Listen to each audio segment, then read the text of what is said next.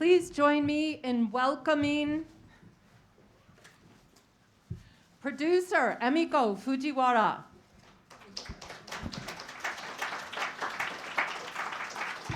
Director Masao Adachi.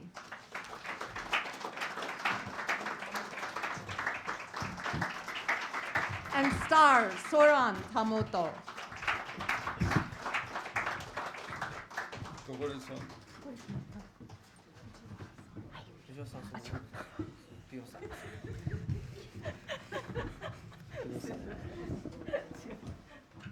The moderator will be Pio D'Amelia.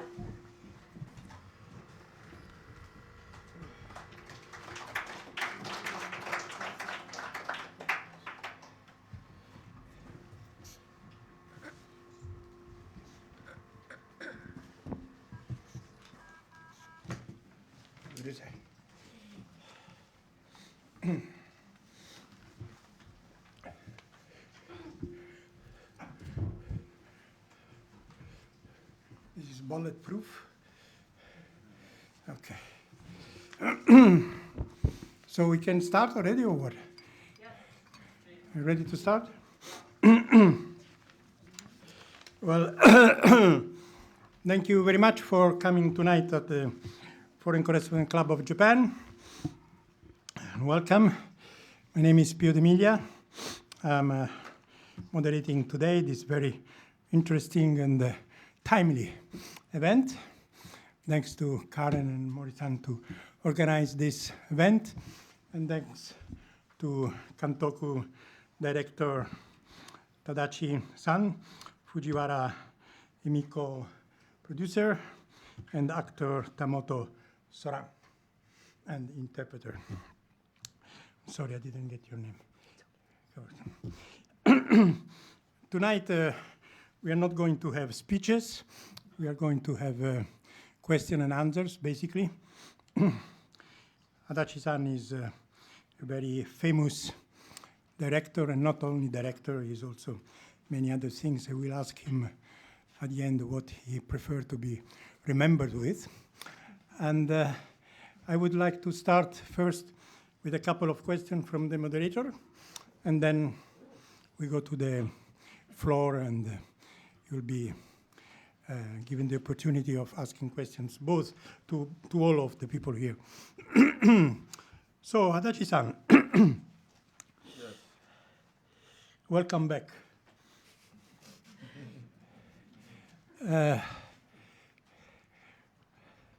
Many people at your age just rest. You know, they stay in front of a window, watch TV, and they enjoy some good wine. Why did you think that another movie of yours was necessary to this world? 足立監督のご年齢の方ともなりますと、こう悠々自適にテレビを見てお過ごしになるような方もいらっしゃいますが、この映画を作るべきと思われた、なぜ今必要なんでしょうか。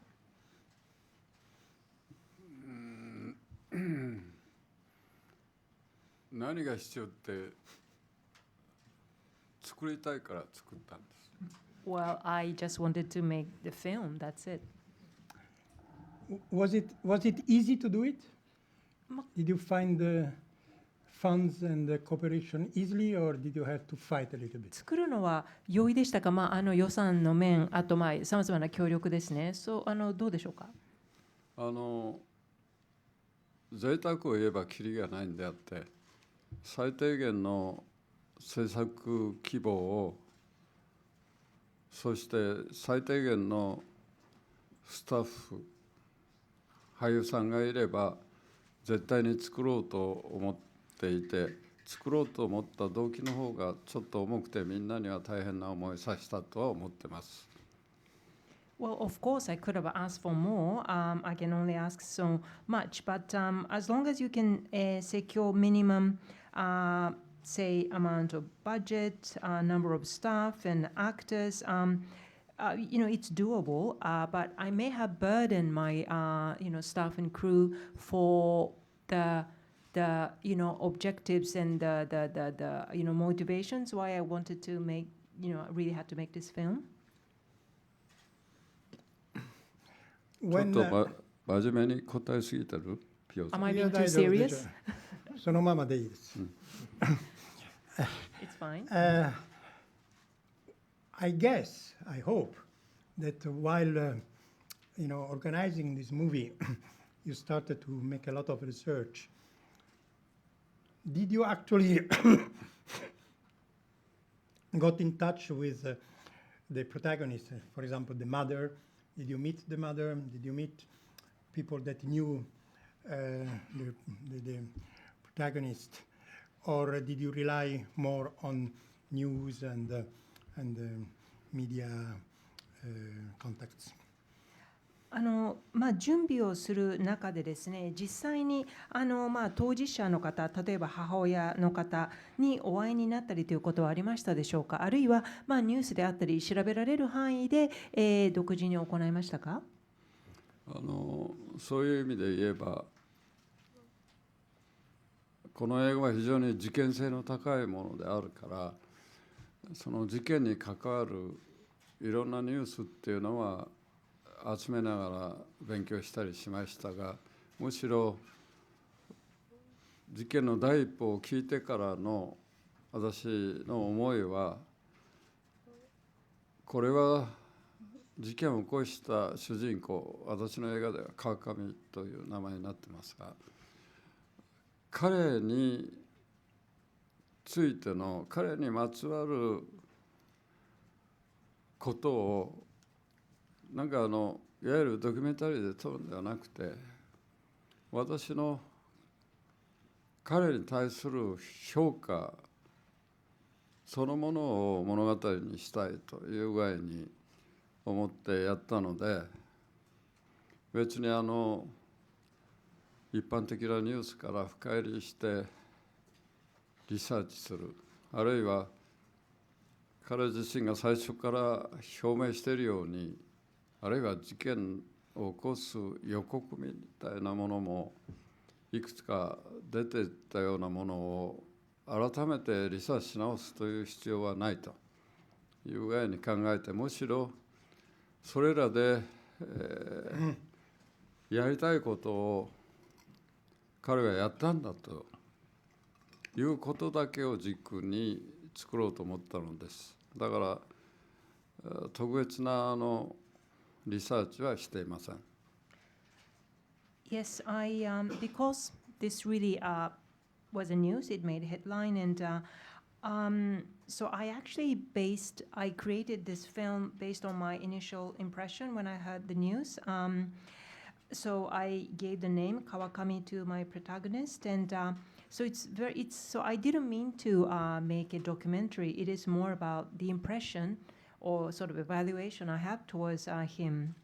So I didn't exactly sort of deep dive or probe further or do extra research beyond what I heard through the news. So and I heard that he made some fair warnings or some announcement elsewhere, but I didn't try to look for these sources. So I basically made a film I wanted to make. He did what he wanted to do. So this is the core, and this is all I needed. So if I well understood, you never met her mother, his mother. つまり母親にも会っていないということですね。Okay, can I ask a question to Fujiwara, producer? How long it took you to make a decision to produce this movie? I mean, how many times did you sit down with Adachi? How long? I mean, it was a sudden decision. You said, okay, let's go, or ちょっと迷ってた。はい、ではプロデューサーの藤原恵美子さんにお伺いしたいんですが、この作品のプロデューサーとして参加するということはもうすぐさま決められましたか、あるいはちょっと迷ったり時間を要しましたでしょうか。プロデューサーとして立ち会うかっていうのは迷ってるというか成り行きですね。最初はもうこういうのをやりたいんだっていう監督からの企画の話があった時にぜひ参加したいという意味で、立場関係なく、関わりたいなと思ったので入らせていただくっていう話になりました。Actually, when I was asked, I wanted to participate regardless whether producer or whatever role I was to play. So I knew that immediately that I wanted to work with him. That's not the first time you work with him, right? もう以前にも足立監督とはお仕事はされていますよね。そうですね。17年前に幽閉者っていう So, テロリストを、はい、 terrorist. はい。 so you are a その recidivist. はい。 Yes, I worked with him on prisoner terrorist 17 years ago. Then a question to Tomoto-san. You know, this guy is very young. It's 32, 31? 31 years. But I don't know if some of you recognize him. He played also in the very famous movie of Wakamatsu, Azama Sansoe no Rengo Sekigun no Azama Sansoe no Michi. He was 17 years old at the time, 18? 14. Sugoi na. So, may I ask you, you were so young. You know, you were not even born at that time. How do you interiorize this experience? Because, you know, Japanese young people doesn't even know what is Azama Sanso. Did you have to study or you were interested in that? 自分の興味あるの？その歴史のに関しては。そうですね。今回主演の田本ソランさんはまだ現在31歳と、非常にお若い、そしてさらにお若い14歳の時に、若松浩二監督の、実録、連合赤軍浅間山荘への道に出演されている。けれどもこれは田本さんが生まれる前に起こったことで、日本のなかなか若い人、知らない、事件だと思うんですが、どのようにして、心情を理解するというか、この、当時のことをいろいろと調べたんでしょうか。連合赤軍の時はもう全く何が起きているか分かんない状態で撮影が始まって、あっという間に終わっていったっていうのが正直なとこなんですけど、やっぱりだんだん年を重ねるごとに当時何をしていたかっていうのはよりどんどん体に浸透していくというか、だから割と大人になってから感じることは多いんですけども、理解するっていうよりはなんか知るっていうことの方が大事かなっていうことで、もちろん理解できないこともあるけども、なんか当時そういうことがあったんだなっていう、その熱意だとかそういったものはなんか体感で感じるものはたくさんあります。Well, it just went in a flash, and so before I knew it, the shooting was over. But as years passed, I look back in those days, and it's something that sort of distilled inside me. And now, after I've sort of matured and grown up, I felt the effect of this film, United Red Army. So it's not about understanding. I think it's about knowing that's important. So that to know that it actually happened back then, and it is the passion or enthusiasm of the youth back, that these youth had. That's something left impression on me. Okay, Adachi-san, last question before I forget. It's a very komakai, but I'm very interested. In the movie, there is a point where the protagonist talks about a friend of that joined the Red Army and went to Lebanon. Is this a true thing, or is your sozo because is your own perspective and your own tsukuri banashi? 足立監督、映画の中で、主人公の父親が、麻雀仲間の部分ですかね、レバノンに実際に行ったという話が出てきますが、これは事実に基づいていますか、あるいは、フィクションで入っているんでしょうか。少ない情報の中で、私も長い間海外出張してましたから、その時にリタとその3人の中の1人が学費を稼ぐのも麻雀の賭け麻雀で稼いでたっていうようなこととかを知ってたんですね。そして今回山上さんの家族の中で一人おじさんっていうのが弁護士でもあるんですが、そのおじさんが山上本人に実はお前の親父は離脱闘争やった青年の一人と麻雀友達だったっていうことを山上本人に話したようですね。それでそれが私が出張中に知ってたこととそれが全部クロスするので、あ、そういうことなんだっていうことでそういうエピソードを利用することにしました。だから僕の作り話ではないと。まあそれが事実だっていうようなことは映画にはどこにも出てこないんですけどそういうことなんですね。ありがとう。はい。Well, I've been away from Japan. I was on a long-term sort of business trip out of Japan for some time. So there were those out of three people in the Lod Airport massacre. There was one who actually, while in Japan, earning the tuition fee by playing mahjong, gambling. And so the protagonist, the Yamagami's uncle, who is a lawyer, did actually mention to Yamagami that there was such a person at the university when he was in university. So it is something that he knew, and I found out about this person while I was away from Japan. So that's why I included this story. I mean, I cannot prove, or there is no account in it, but this is something I gathered when I was away from Japan. Thank you very much. Okay, let's go to the questions from the floor. Please raise your hand. Somebody will bring you では the 質問のある方 microphone. And please state your name and if you have an affiliation. Yeah, my name is Mark Schilling. I write for the Japan Times. Of course, you made the film, very soon after Abe's killing, assassination, whatever you want to call it. And some time has passed since then, and things have happened since then. Many politicians have found to be connected to the Unification Church. There's now legislation in front of the Diet or before the Diet.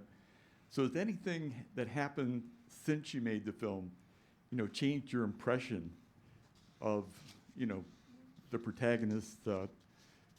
As you said, you evaluated, you had your impression of the protagonist. Has anything changed in that way since you made the film?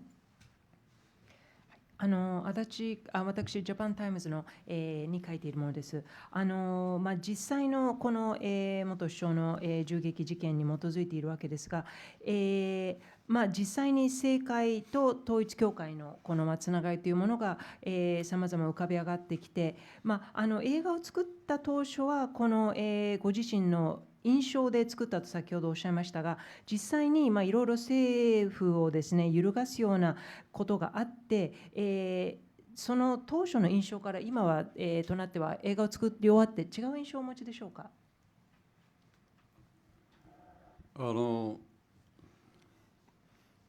映画の中の主人公川上、つまり事件の中では山上さんは自分が起こした行動の結果についてはそこから先のことは考えたこともないというのを2箇所ぐらいで最初から言ってるんですね。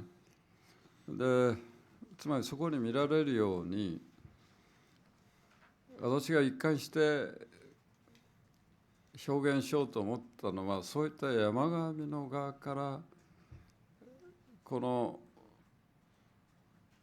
日本の社会、政治状況、あるいは一般市民の中で統一教会を行っていること、それらをもう一回見るということをやってきてたので、大した驚きになることはないんだけれども、実際に山上さん自身も想像しているように、このこと自身が多少の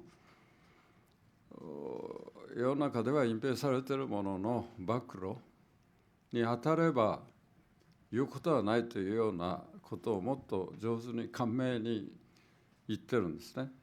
ですから僕自身は山上に密着した側から問題を捉えてきたけれども、なるほどなるようになってるなという具合に思いました。さらにはちょっと長くなるけどすいませんね。Let her translate and then. OK? Okay. Ivano. So my protagonist in the film Yamagami, he does say in the film that I am not concerned about the consequences of my action. He says that twice, and but then. This happened to be the occasion. What happened? The outcome is that we are looking at the Unification Church under different light. But this came as no surprise because I suppose my protagonist was hoping that maybe his act may, shed light on this issue. And it can somehow reveal things and hope it could be of help. So in a way, the situation, it turned out to be what he expected. それと同時に私はある種のなんていうか思い込みが最初にありまして、それはアメリカでトランプが大統領になり、日本で安倍が首相になった時、もうこれはいわゆる意味で政治の底が抜けてしまってると。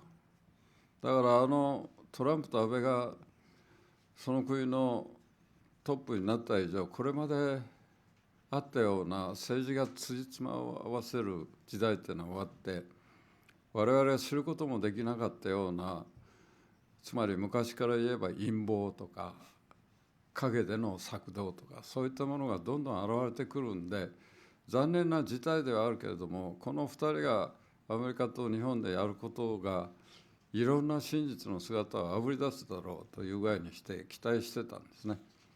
だから山上さん殺したのはちょっともったいないなという考えはありましたけれども、実際には山上さんが想像した以上に、あるいは僕らが知らなかった部分も含めて、やはり本当に政治の底が抜けてしまっていると。保守党の自民党と統一教会が癒着するっていうのはおじいさんの時代、岸信介の時代からもうすでに始まってたことをみんなほっかむりして現在まで至ってたわけで、そういうようなことを考え合わせると、山上さんの僕は決起と呼んでるんですけれども、テロでもない決起した個人的な決起と呼んでるんですけれども、この決起が招いたものは十分に現代の中に反映されて今進行しているんではないかという具合に思っています。それは安倍やトランプがやったこと以上にちゃんと世の中の底が抜けてしまっている無様な腐敗した姿っていうのをどんどん明らかにしていってるんではないかという具合に評価しています。Yes. ちょっと長すぎた。So when the Trump became the president of the U.S. and Abe became prime minister of Japan, I thought the politics become, I would say, bottomless. I mean, it just hit the limit. And when these two become leaders, meaning I was assuming that many things, you could call it also conspiracies, may come to surface. So having these to becoming leaders, I think we are to see more truth. We are, in a way, I was expecting that more things will be revealed. So in a way, it is a pity that the Yamagami-san, he killed the former prime minister because, things were yet to come. But even more so than the Yamagami expected, things that were revealed, came out in the open is something that we didn't expect, that this conservative LDP and the Unification Church, they had such strong ties, and even, dates back to the time of the grandfather of former Prime Minister Shinsuke Kishi. So, it's been sort of shoved under the carpet all this time. I call this Yamagami's act sort of uprising, and or he did it with his sort of he did it with his sort of blood, with his bloodshed, and so it's something he invited. So in a way, he revealed more things than we could have expected from just having the Trump and Abe being the leader. So I do evaluate him highly for his achievement. Okay, next question, please. どうぞ。マイク。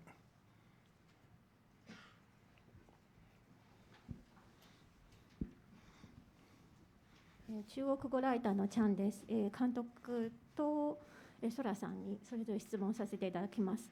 監督さんには、演出なんですけれども、雨のシーンが非常に多くて、実際の雨でないシーン、つまり現実と、想像上重なっているという演出のこういう意図は何でしょうか。これは監督への質問で、ソラさんへの質問なんですけれども、監督はこういう映画を作っている時に特にリサーチとか、してないっておっしゃってまして、実際主人公を演じている時に、事前のリサーチとか、特に実行前の行動に関しまして、何か調べたり、あるいは完全に自分の演技なのか、それとも監督の演技指導なのか、よろしくお願いいたします。So our first question to the director Adachi, and she's a Chinese journalist. So with your direction, we see a lot of scenes with rain falling, but that is not the actual rain. So it didn't really rain in real, but it is it is your sort of imaginative rain. So I would like to understand the intention of you having this rain in many scenes. じゃあ私の部分について。はい、最初に。主人公の川上が自分に沿って自分のイメージというか考えていることを探ろうとした時、あるいは探ろうとしても分かんない時、その両方の時に彼の頭の中、あるいは彼の思いの中でどうなるんだろうかと。つまり非常に分かっている部分もあるだろうけど、分かってない部分が大半なことがいっぱいあるので、それをたどり着く表現するためにどういう条件をしたらいいのか、作って映像にしたらいいのか。これは皆さんにイージーと言われるかもしれないけど、私は常に雨が降るっていうのが好きで、それを対応させていただいたということです。So with Kawakami's emotional state, so I had certain images and I tried to explore, but still a lot is unknown what was going on in his mind, and so he didn't know what will become of him, and I didn't know what was going on. So in order to express all these unknowns elements, so as a condition, I let it rain. You might call it a sort of easy way out, but I also like rain, so I use that. そして、田本さんへの質問ですね。先ほど監督は、リサーチをそれほど特にしていないというお話だったんですが、演技をする上で、そうですね、実際の、Yumi, ことに。I think you need to do it in English, please. Yeah, sorry. Thank you. Yes, so this is a question for Tamoto-san. Karen, nobody realized. So Adachi-san mentioned that he didn't really do any prior research, but you as an actor, what in preparation, what did you do, especially learning about the protagonist, what any act, any what he did prior to this incident? Did you actually do any research, or or you depended more on the way the director he gave direction? あんまり実在の事件とか人物を演じる上でなんかそれをこう知るっていうことはあんまり僕は重要に考えてなくて、というのもそれを知ったからといって僕がそういうことをするとは限らないし、やっぱりそれは一つのある人の軸の中で起きていることなので、だからどちらかというと僕が大事にするのはもうそこの想像力でしかないんで、なのでとはいえ現場で何かこう監督とすごく綿密に話し合ったっていうわけでもないんですけども、なんとなく自分が思ったものを演じて、で監督も雨を降らせそういったものをしたという感じですかね。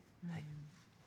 Well, when acting someone who existed in real, it's not that important to actually know about the person or what exactly that person did. Even if I happen to find out what this person did or how this person was like, it doesn't mean that I would do exactly the same. It's more about grasping the time and space and use my imagination. I would like to treasure more and respect more of my power imagination. And at the site, I didn't really discuss that much with the director, so I did what I thought would work, and he sort of approved, and he let the rain fall. ちなみに監督は全くリサーチしてないっていうことだったんですけど、全然そんなことはなく、はい、めちゃくちゃしてます、僕以上に。So actually, yes. So he, Adachi-san said that he didn't do much research, but that's not true. He actually did, far more research than I did. And Adachi-san, ありますか？ちょっと私の側からもその問題に発言していい？ If I may also add to that.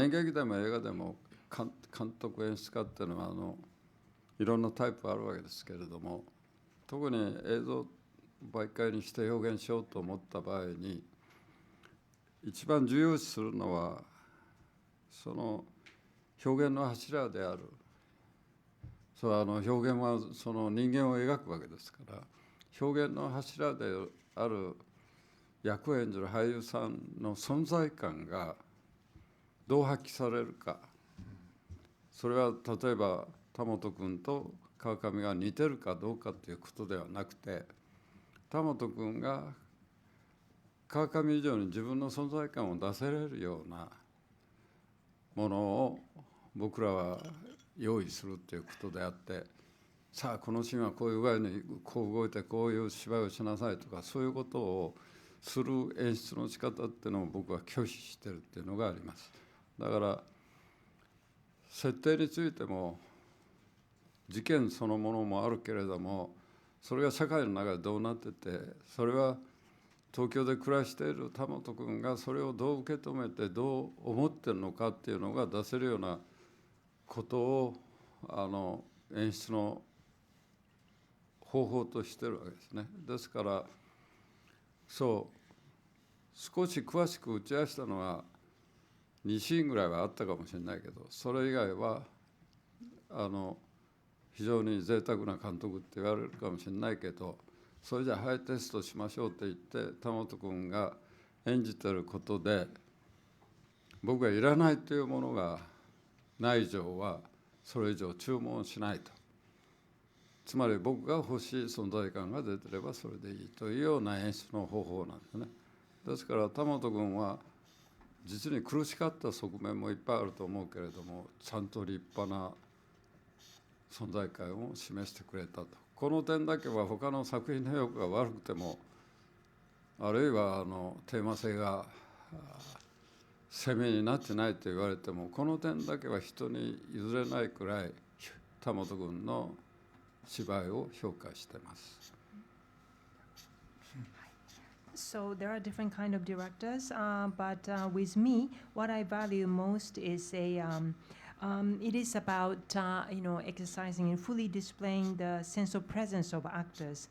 So for me, that really is the main pillar, and so it's not even important whether Tamoto-san here resemble the protagonist or not. That's not the point. It is about, so what we can do is to provide whatever it takes for him to be able to, let his, sense of presence shine, and, fully display what he's got. So, and I also, I am not in support of the kind of directions like, giving orders and do this and that. So in this particular film, there is a setting, there is the incident, and Tamoto-san, he lives in Tokyo, so, it lives in a different world. So it's all about what he can, bring out within, what he has within. So there may be a couple of scenes that I gave some precise sort of instructions, but other than that, I think I was in a very sort of luxurious position because there was almost no say there wasn't any acting that was unnecessary. So I got what I needed, and but I assume for Tamoto-san it must have been quite a struggle in the situation like that. But he managed to pull it through. He let his let his own sense of existence shine. So if there are things that are not that well made in this film, or maybe the theme or the, is not that clear to you, but what I can be proud of and very much evaluate highly is Tamoto-san's acting. Any other question? Please. 朝日新聞北野です。監督にお伺いしたいんですけども、私、国葬の直前にロフトプラスワンであった試写会も拝見しました。それでその時の短いバージョンと今回のバージョンで編集でこういう何か変えたものがあったのかどうかお伺いしたいんですけど、というのはですね、今回見てですね、同じ場面が何回も出てくるんだけれども、違って見えるというかですね、自分で見ていて同じ場面のはずなのにちょっと印象が違って見える感じがしたんです。でそれは多分私の中で答えを探すとそれは編集が変わったというよりはですね、一連の統一教会や安倍元総理の国葬に対するいろんなものをくぐり抜けて自分や日本社会が変わったと、9月の短いバージョンを映した時と12月の今とではということなのかなと想像しているんですが、もしかしたらその辺を監督が意図してされているところがあるかもしれないと思ったので、一応お伺いしたいと思いました。I'm a journalist from Asahi newspaper. I was present at one of the previews that took place, that actually preview at Loft 1. So I saw the shorter version, which was shown immediately before the national funeral. And I understand, I would like to know if there's anything that's changed or anything changed in editing, because I do recognize there's all same scenes, but they actually look different. I had different impression. Maybe it's because after that, we've gone through and we know more about the Unification Church, and there was actual national funeral. So the Japanese society is actually it's in a different place compared to September and now. But maybe that was also your intention. Would you like to elaborate on that?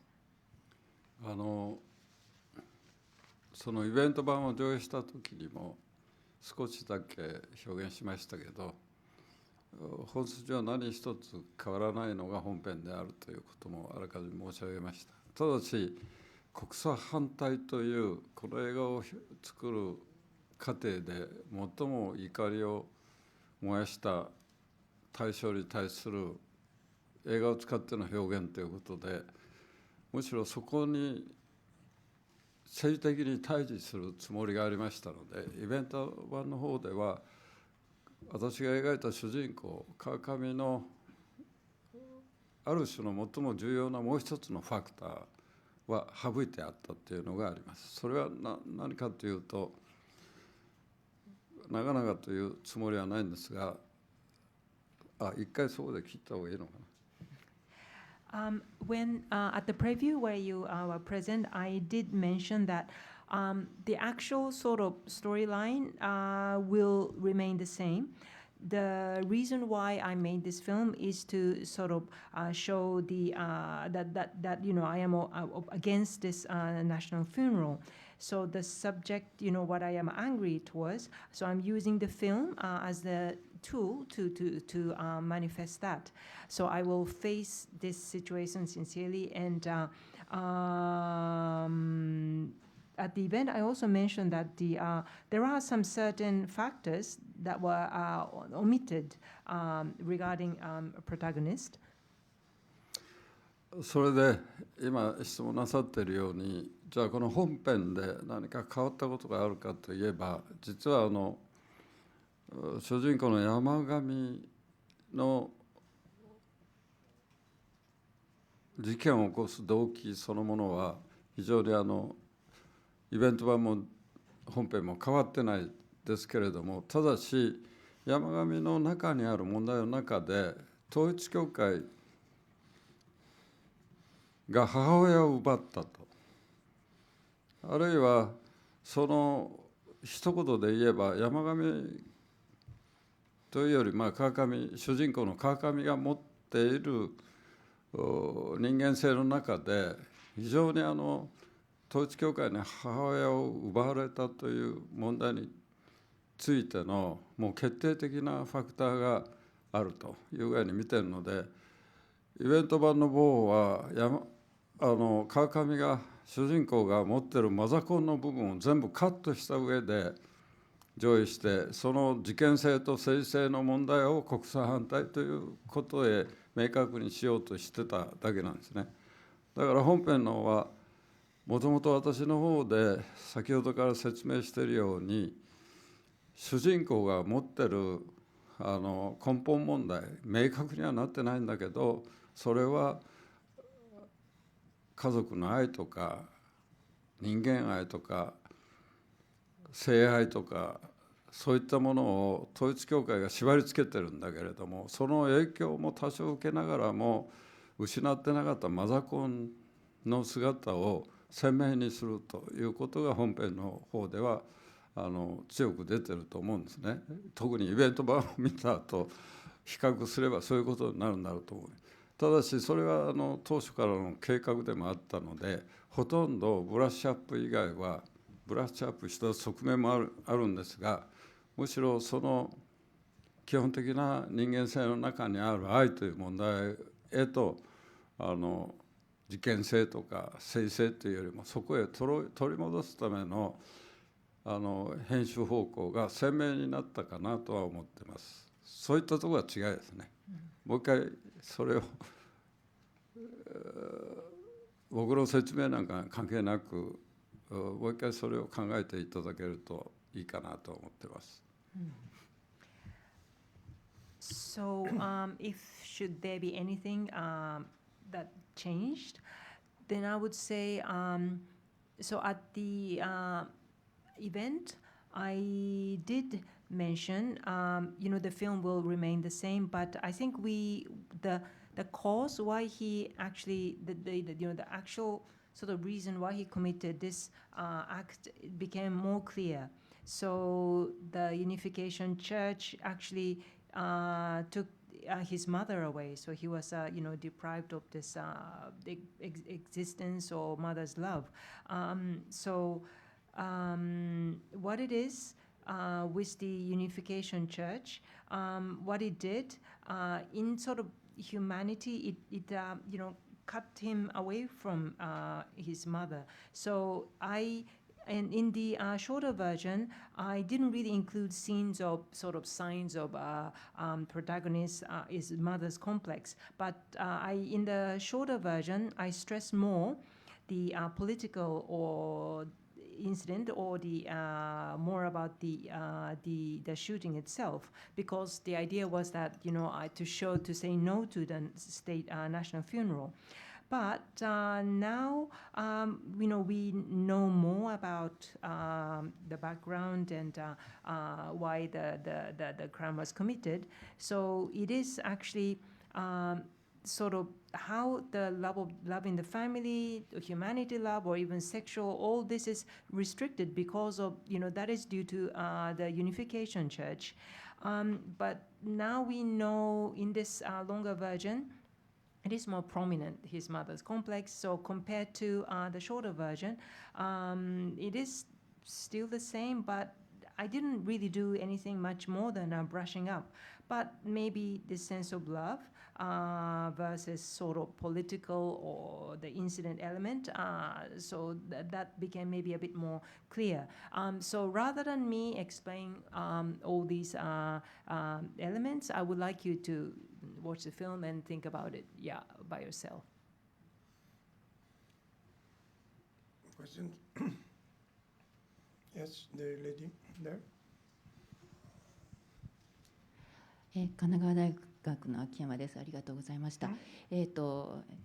この私もイベント版を拝見して、もう一つ非常に印象が強かったのは、このバージョンでは非常に星になるっていうことが強調されて、そこがたびたび出てきたと思うんですが、今足立監督がおっしゃったその映画を通して足立監督のこの主人公の川上に対する評価を描くということで、結局彼が星になって、その星の光が隠蔽された何かを照らし出している結果につながっているっていうことでもあると思うんですが、と同時にもう一つ足立監督がこの映画の中で星に対して第一、地に生きるという革命2世ですとか、そのエコロジー2世だっていう女性たちを出して、あと妹ですね、私は違うやり方でやっていくということも、そこにも非常に焦点を当てているということが、両者の関係を足立監督はどのように捉えていらっしゃるのか伺えればと思います。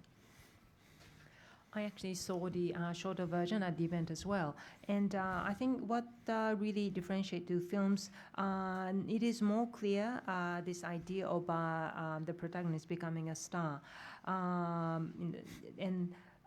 so I understand this is your way of evaluating the protagonist as act, but also the star is sort of shedding light on him. And also, it is really about being grounded and living the life as a second generation of the activist or the believers. So you also shed light on the second generation more in this complete version. So I would like to hear more about these elements. とても重要な質問をいただいてありがとうございます。結論の側から説明申し上げますと、その主人公の川上本人も妹も宗教2世も革命家2世も実は等しく共通して持っているものは何かあったら、先ほどから繰り返し言ってるんだけど、何かしらの欠落感、あるいは何とか自分を信じようとして生きてるんだけども、それでもまだそこが抜けてしまっていることに関しては共通しているので、それでいいのかどうかを確かめ合うような、そういった関係っていうのは非常に重要なんではないのか。つまりそこからしか、じゃあそこの抜けてる社会や政治や家族の愛なんてのは形式化してしまっているようなものを、どういう具合にもう一度自分たちのものとして作り直すかという、その作り直すきっかけもない、あるいは具体例もない、そういうとこから始まろうとしている人たちの姿として僕の方は意識していたんですね。ですから例えばじゃあ妹さん宗教2世革命家2世っていうのはなんで女性なんですかと、男でもいいではないですかってさっき1時間ぐらい前に質問された内容があるんですが、それはその通りなんですね。ただしじゃあ家族愛、恋愛、あるいは性愛というようなことを一旦縛られた側から取り戻すってどういう具合に取り戻したらいいのかということへと問題を立て直していきたいというのがありまして、どうしても宗教2世、革命家2世、あるいはもう決別したようにしっかりと生きようとしている妹さんが評価はしてなかった兄貴との関係をどういう具合に今見るのかというところでどうしても発言させたかったという具合にむしろ基本はみんな同じところからもう一回自分の存在に正直に生きる仕方を作っていく以外、この現在の底抜け状態を生きていく上ではもう一度パワーに変えれないということを主張するための関係性という具合に捉えてきたんですね。だからそれが多少組織的に見えたりしたらそれは演出力のなさ、あるいはそういった組織的に見えるようなことをしたんであれば、それはもっと練り上げて映画を作らないといけないなという具合な反省に捉えています。Thank you for raising this important question. Yes, what it is with the protagonist and showing his sister and second generation, what they have in common, I would repeat, but they have, they're suffering from this major sense of loss. They want to believe in themselves, but they just don't know what, they don't have something, they don't have anything to hold on to. So they need to confirm these feelings, so they need each other. So I describe it as sort of, this is the sort of bottomless, or, that there is no grounding in the society. Everything becomes sort of, it's just formality, whether it's love or family. So, and they don't have any good example to follow, and they don't have opportunity to rebuild something. So this is something that I was aware of. That's why I showed the second generations and sister. And just about an hour ago, I was asked this question: why did they have to be women? Yeah, well, it is true. Why did they have to be women? But that is partly because say the love in the family, or whether it's sexual or any love, it was under certain condition and restricted under these certain framework. So are they able to sort of bring back and retrieve all this love? That's a question. And whether having a protagonist sister, so she is sort of leaving all this behind and trying to sort of walk away from it. But then what is the relationship between the sister and her brother? How is it? How are they dealing with each other now? I really wanted her to speak up, so that's why I included her in the end of the film. So it is about sort of confirming your existence and being honestly dealing with oneself and gaining some kind of say grounding or stability and to give them some force. So but if it looked as though it's a bit too much of formula, then it is lack of my ability to direct, and it's something I have to reflect. Other questions? I think there was the lady on the back there. No. Yes, first the one, and then the blonde one. Yes. すいません、簡単な質問なんですけど、ちょっとちょっと声出してください。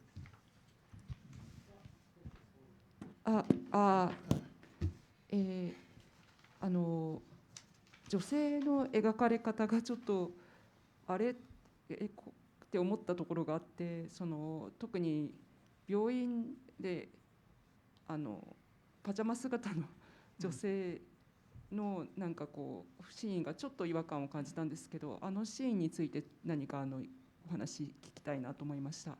すいません。There was something I felt a little sort of questionable or uncomfortable about the すい way ません、どんな違和感かをちょっと説 woman 明 is して。depicted in the hospital scene. A woman in pajama, another patient. It just didn't sit well. I couldn't really swallow in that scene. ちょっとなんかあんまりナチュラルな感じに思えなかったので、なんかどういう意図で彼女はこういう感じなのかなと思ったので、ちょっとお伺いしたいと思いました。It just seemed a bit unnatural, and I just wondering why she's acting the way she did. 先ほどなぜああいう登場人物がいて、なぜああいうシーンがあるかということについての基本的な僕の思いっていうのは述べたつもりなんですけれども、実際にはああいった傷を舐め合うような宗教2世の関係っていうのが実際にとてもいっぱいあるわけですね。でそれはなんかパジャマ姿であろうが軍服着てようがいいという具合に僕は思ってるので、彼が自殺未遂した直後でもあるし、それで同情されて傷を舐め合うようなことになっても、実はそこでは終わりにならないということを出すためにやってるので、もし力みすぎて異常なシーンを作ってしまったんだったら、それは監督の私が失敗してるっていうことでしたよね。以上。Just with the last question, I explained why I wanted to include the second generation character. So what they do, it does happen that victims or the second generation, they sort of console each other. Whether they're wearing pajama or military uniform, they have sympathy towards each other. But that doesn't really solve the problem. Still, I just wanted to show example. But then if it's a little too unnatural or abnormal, if it seemed that way, that means I failed.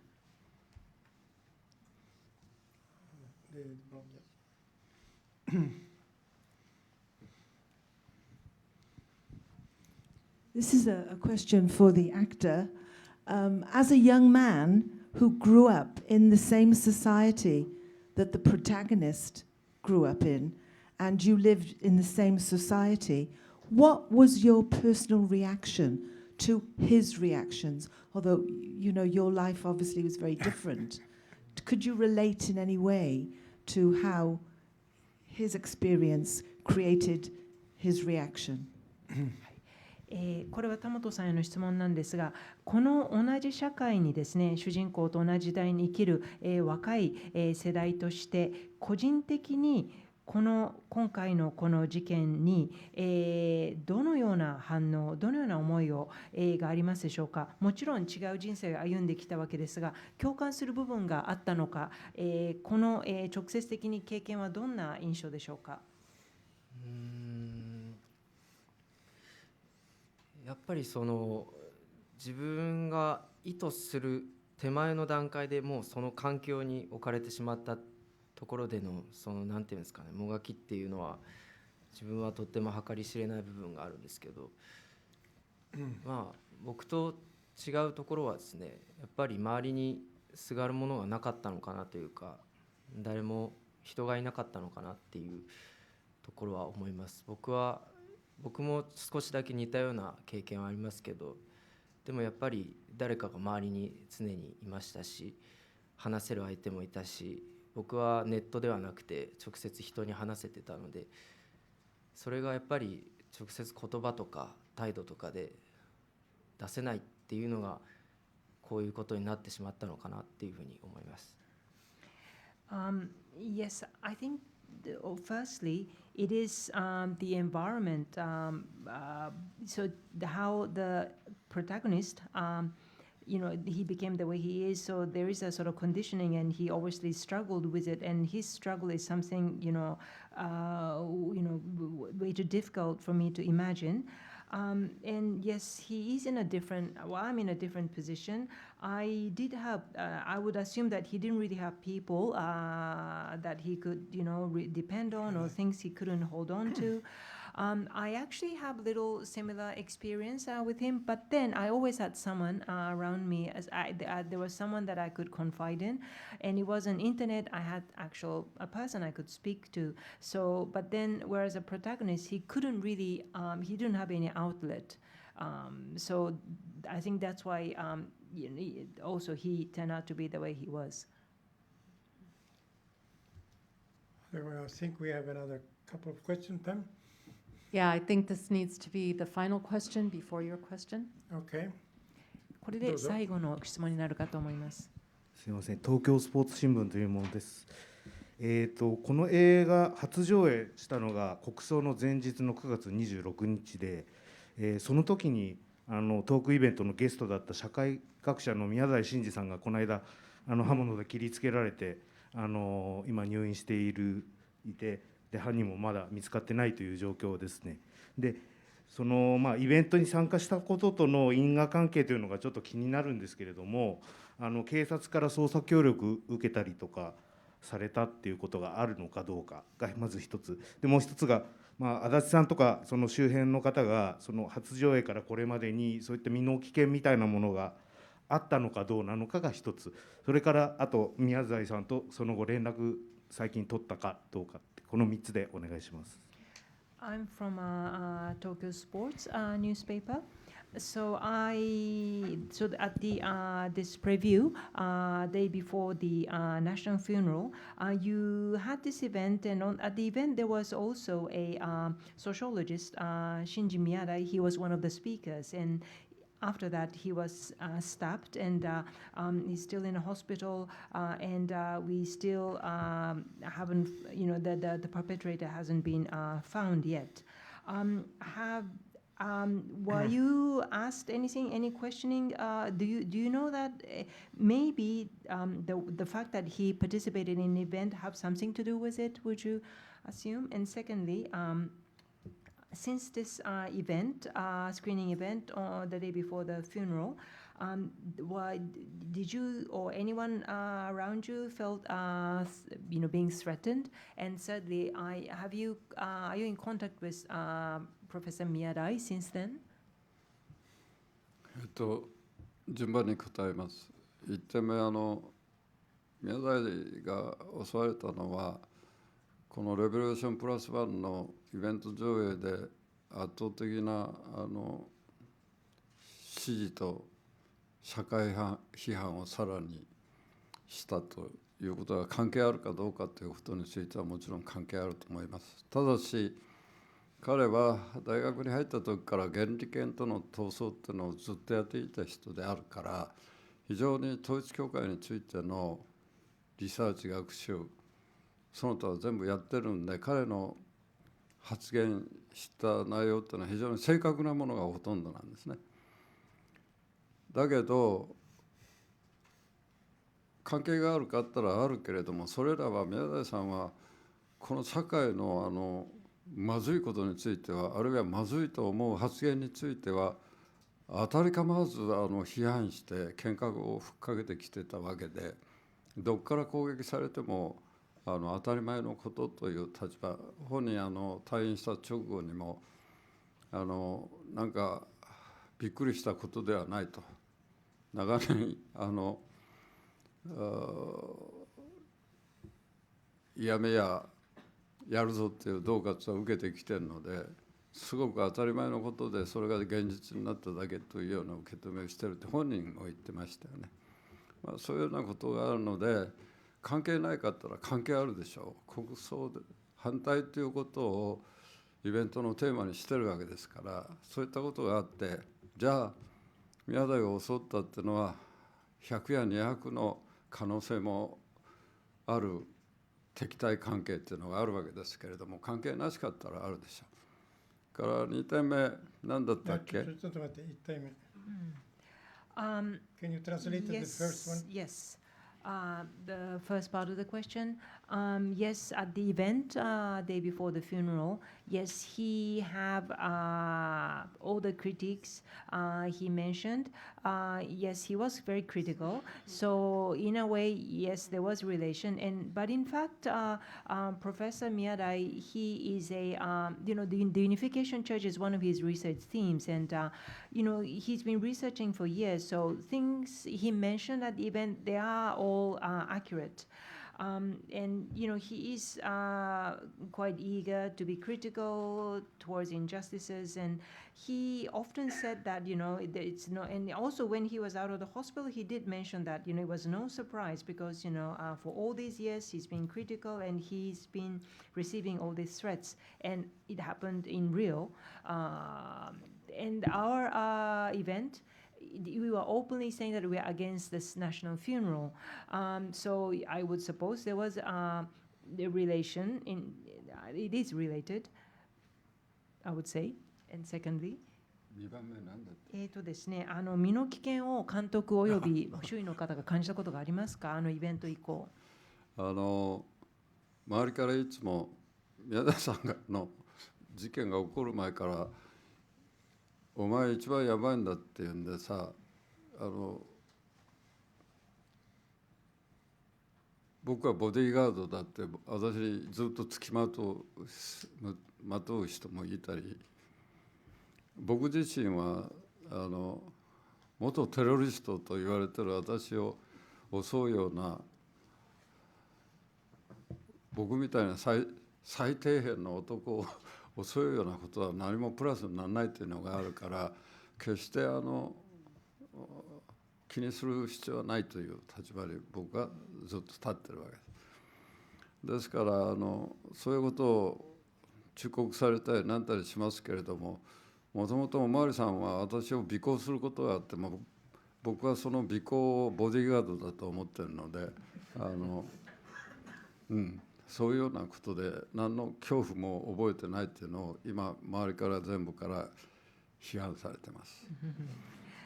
から3点目のSo way before Professor Miyadai was attacked, yes, I was often sort of being warned that I can be a target, and there were some people who are like acting like a self-claimed bodyguard to me. But then who would attack someone who was formerly called terrorist? There's no benefit whatsoever. I'm in the bottom of the society. There's no importance, so I never actually paid attention. When a policeman followed me, I considered a policeman as my bodyguard. So I have no sense of threats whatsoever, but I was criticized for not having any sense of fear.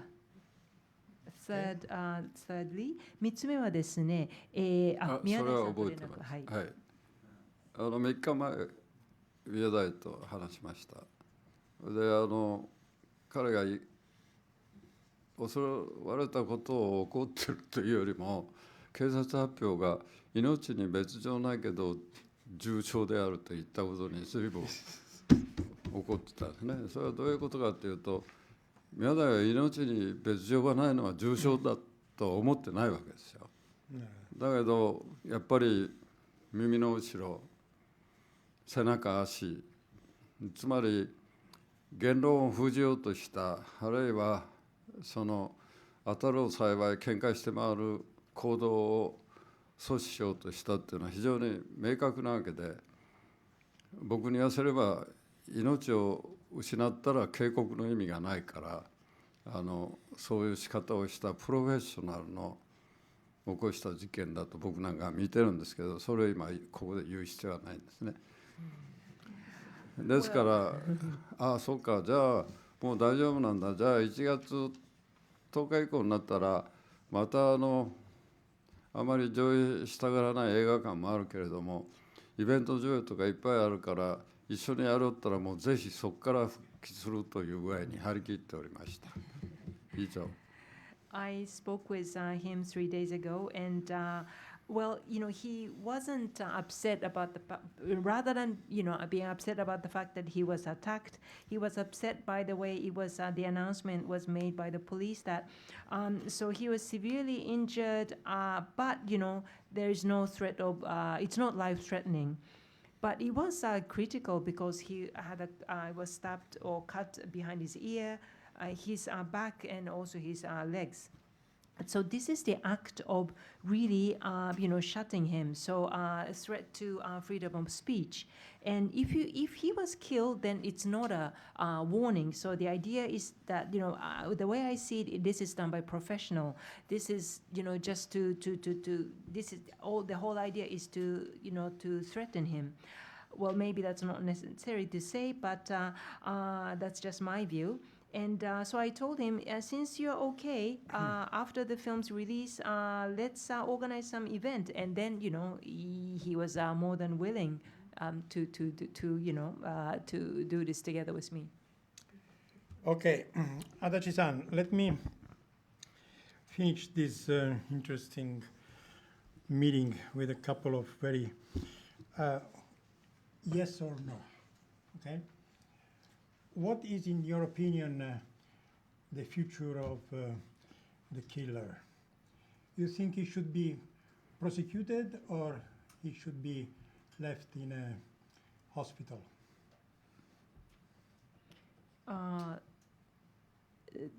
Sorry, this is in hospital? Who is this? Well, usually in normal countries, such a case is conducted in two ways. Whether you prosecute him and hang him, like as a consider him as a or you just mental, take him as a mental person and you take care of him for the life. Got it, thank you. そうですね、監督のご意見を伺いたいんですが、この件で、山上は、裁かれるべきか、あるいは、結局、精神に異常をきたしているということで、こう施設送りというようなことになるのか、どう思われますでしょうか。はい、日本の司法っていうのは法律の形式主義もあるけれども、形式を重んじることによってしか成り立ってない中身のないシステムですから彼らは何としてでも裁こうという意思があることを厳然と示したいというのがあります。しかし今彼がつまり精神に異常をきたして起こした事件かどうかっていうのをリサーチするっていうんで精神病院に入れて閉じ込めてるわけですね。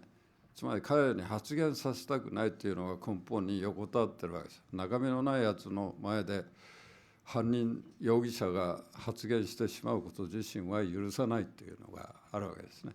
だからそういうことがあっていずれにしても日本の司法はしっかりと起訴をして裁判にかけて極刑にかけるということを実行しますよという素振りを示していると。それが1点。2点目はそれを今やる勇気はないだろうというのが僕の判断ですけれども、つまり時間がかけてだいたいそれぞれの影響が少なくなったところでしか結論を出さないと。本当につまり山上の口封じをまずするというところからスタートしているのが現状だろうと思っています。Firstly, the legal system here, it's just all formality and there's no substance. So now he's, yes, locked up in a hospital and now he's being checked whether this is a mental case or not. But the whole idea behind this is that, they don't want him to speak, so his voices are taken. They wouldn't allow him to speak up.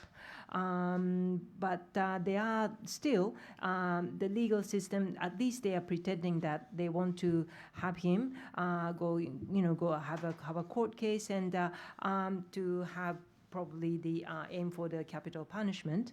But secondly, I would say no one's got courage to actually, conduct this scenario. So maybe they know that, if there is a court case, it will take a long time. So they're waiting for the time that he's less influential. But most of all, they just don't want Yamagami to speak. Thank you. During the introduction, Adachi-san, Karen introduced you with the writings of the Into the microphone, please, Phil. Cinémathèque Française, where you are defined, listen carefully, experimental artist, independent filmmaker, revolutionary, fighter, political prisoner, and I would add former terrorist. Which one you would put first? 最初にですね、冒頭でカレンさんからのイントロダクションで、シネマテクランセーズでも、言われていたように、実験的なアナキスト、自主映画制作家、革命家、闘争家、政治犯、投獄された人と、墓石に刻むならということですかね。どの呼び方が一番お気に召しますか？どこから？順番から。順番。いや、最初だけでいいですよ。MC テオさんの質問が狂ってる。Yeah, that's an insane question to begin with. 私はもともとつまり50年以上も前から映画やることも革命やることも鉄砲を持つこともカメラを持つことも同じであるという言い方をしてそれを実行していたので、その時々の目立つ呼び方はあるかもしれません。だけど一貫して僕が思ってるのは、自分は単なる一人のシュールレアリストでしかないという具合に思ってますので、テオさんの設問反対、これで全部順番つけず全て私です。Well, so 50 years ago, for me, holding whether it's a gun or a camera in my hand, that itself is a revolutionary act. And for me, yes, it is about executing. And depend what time you live in. There are different ways to, I was described, under these different ways. But I consider myself a surrealist. So I just oppose and deny I refuse to answer your question. Well, by refusing you answered. Fujiwara-san, I want to ask you, what is the future of this film internationally? Do you plan to send it to some festivals? I heard something, but I want to listen from you. 今、足立さんの、答えを否定するというのもそれも一つの答えだと思いますが、それではですね、ぜひここで、プロデューサーの藤原さんにお伺いしたいんですが、これからの展開、国際展開も視野に入れていらっしゃいますでしょうか。どのような展望でしょうか。はい、今月も再来週ですが、12月24日から国内は横浜ジャック&ベティさんと、名古屋シネマスコーレさんと、大阪第7劇場さん3館で上映を開始させていただきます。で、その後、京都出町座さんとかは今時期調整をしていただいてまして、決まり次第順次各地方を回っていきたいなと思っています。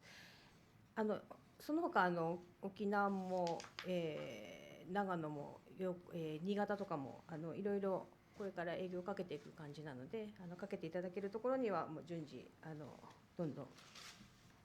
Thank you. Yes, the film will have general release in Japan. We have theaters already been decided in Yokohama, Osaka, and Aichi, and soon it will also be shown in Kyoto. And currently, I am speaking to theaters in Okinawa, Nagano, and Niigata. Thank you very much. May I just add one last thing about this?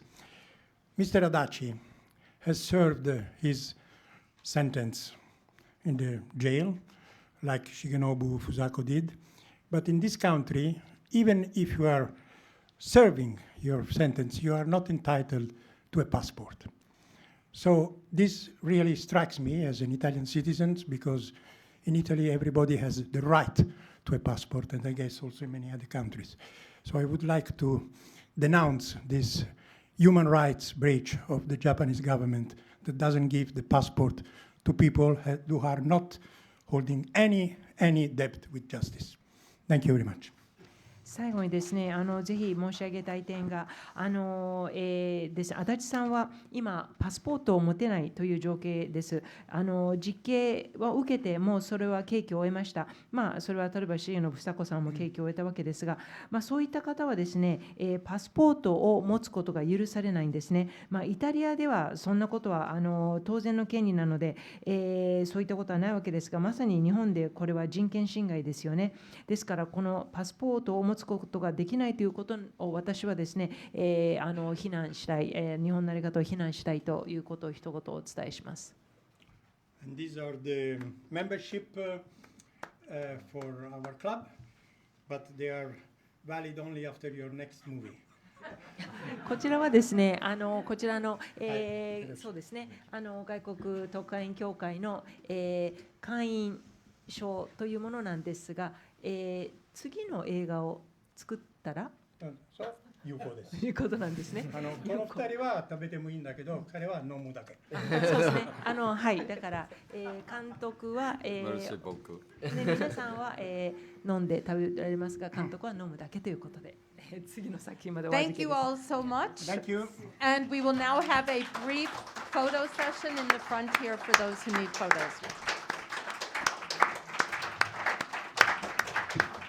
どうもありがとうございました。 Thank you very much.